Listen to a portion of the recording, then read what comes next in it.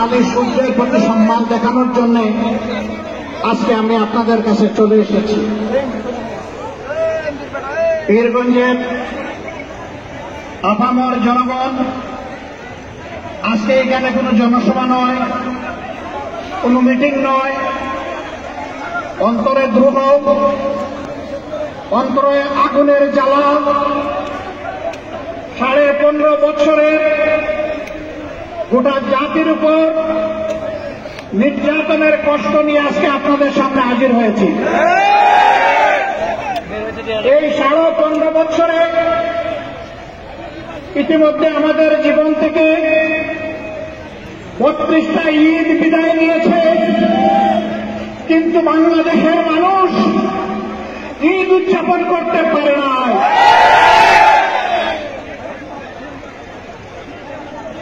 জায়গায় জায়গায় খুন, হত্যা, ধর্ষণ, লুণ্ঠন, মানুষের উপর সীমাহীন নির্যাতন, জুলুম গোটা জাতির শ্বাস বন্ধ করে দিয়েছিল। আল্লাহ তাআলার অশেষ মেহেরবানি, গত 4 তারিখ আল্লাহ তাআলা এই জাতির শ্বাস ফেলার সুযোগ করে দিয়েছেন। এটাকে সকলেই বলছেন বাংলাদেশের দ্বিতীয় স্বাধীনতা যুদ্ধ। আর এই যুদ্ধের মহানায়ক আপনাদের সন্তান, আমাদের সন্তান আবু সাঈদ। আমি আমার পক্ষ থেকে, আমার দলের পক্ষ থেকে আবু সাঈদের প্রতি ভালোবাসা, কৃতজ্ঞতা এবং শ্রদ্ধা নিবেদন করছি। আমরা এসেছি তাদের মা বাপের মুখ দেখতে, আমরা এসেছি তার আপনজনদের মুখ দেখতে। সেই গর্বিত সন্তান জাতিকে মুক্তির পথ দেখানোর জন্য হাত তোলা পাখির ডানার মতো দুই দিকে দিয়ে বুক চেপে দাঁড়িয়ে বলেছিল, বুকের ভিতরে চেপা দেওয়া, তোদের ইচ্ছা হবে আমার মুখে গুলি কর। ভাষণেরা তার মুখের কথা শুনেছে, বুকের ভাষা বুঝতে ব্যর্থ হয়েছে। এই জন্য এদেশে আপামর জনগণের ট্যাক্সের টাকায় কিনা অস্ত্র আর ভুলে দিয়ে আমাদের কলিজার টুকরার কলিজাকে ঝাঁঝরা করে দিয়েছে। আমরা ধিক্কার জানাই। এই কাজ যারা করেছে তারা মানুষ নয়, তারা পশু। এই পশুদের বিচার অবশ্যই হবে এবং ইনশাআল্লাহ বাংলার মাটিতে এদের বিচার হবে। শুধু গুলি করা নয়, এই গুলির নির্দেশদাতাদেরও বিচার হতে হবে, ষড়যন্ত্রকারীদের বিচার হতে হবে। বিচারের একটা অংশ ইতিমধ্যে হয়ে গিয়েছে, আর তার আগে টের পেয়েছেন। আলহামদুলিল্লাহ। تعز من تشاء وتذل من تشاء بيدك الخير। ইজ্জত এবং বেইজ্জতের চাবি কার হাতে? কল্যাণের পুষ্পফলক কার হাতে? আল্লাহ তাআলার হাতে। সেই আল্লাহ তাআলা সম্মান দেওয়ারও মালিক, অপমানিত করারও মালিক। আল্লাহ তাআলা ক্ষমতা দেন এবং ক্ষমতা নেন। ক্ষমতায় গিয়ে বুঝ থাকে নাই। বাংলাদেশের মানুষকে নিজের জমিদারির প্রজা মনে করা হয়েছে, তার চাইতেও নিকৃষ্ট কিনা দাস মনে করা হয়েছে এবং সেরকম আচরণ করা হয়েছে। এখান থেকে সকলের শিক্ষা নেওয়া উচিত। সম্মানিত ভাইয়েরা, আমি আর কথা বাড়াতে চাই না।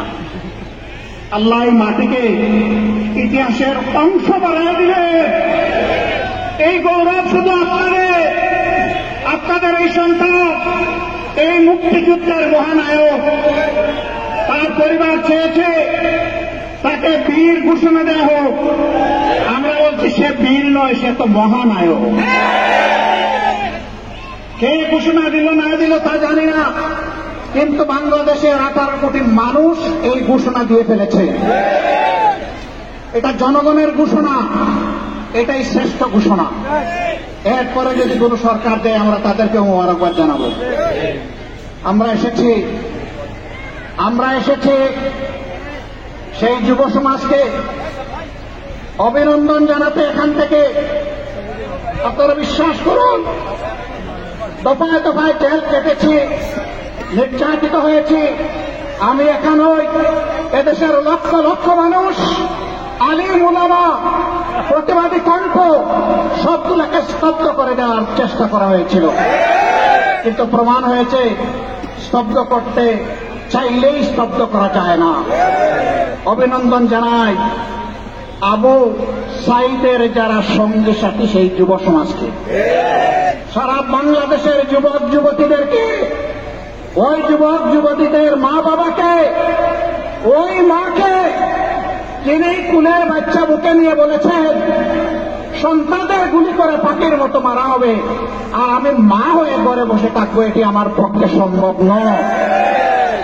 আলহামদুলিল্লাহ, এটি ছিল জনতার অভূতপূর্ব উত্থান, এবং সেই গণ উত্থানে আল্লাহর শপথ 15.5 বৎসরের জমায়েত, জঞ্জাল, জুলুম বেঁচে গিয়েছে এবং চিরদিনের জন্য বেঁচে যাবে ইনশাআল্লাহ।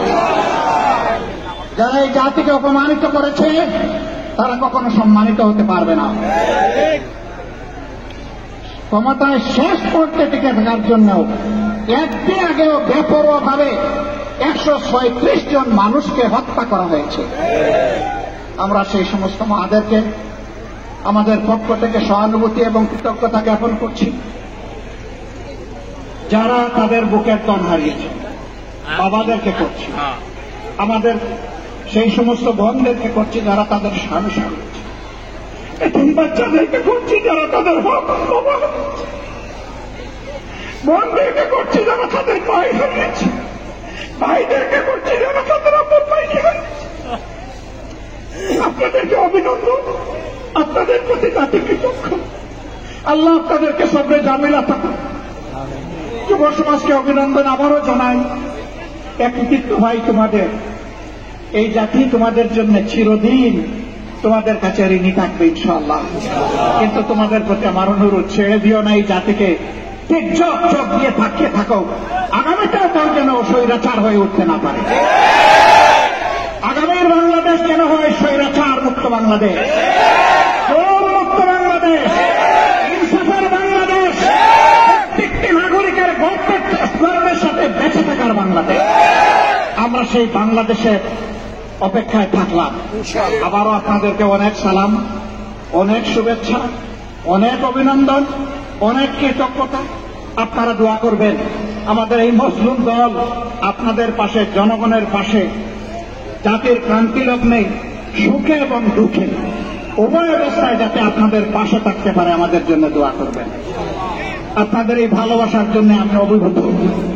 আপনারা কষ্ট করে এসেছেন, আমার পক্ষ থেকে আপনাদেরকে কিছুই দেওয়া সম্ভব নয়, শুধু কৃতজ্ঞতাটুকু আর শুধু ভালোবাসাটুকু।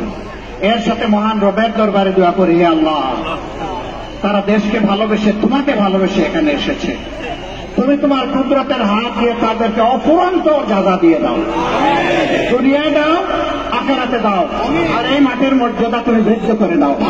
আল্লাহ হাফেজ। বাংলাদেশ জিন্দাবাদ, বাংলাদেশ জামাতে ইসলামী জিন্দাবাদ। আসসালামু আলাইকুম ওয়া রাহমাতুল্লাহ।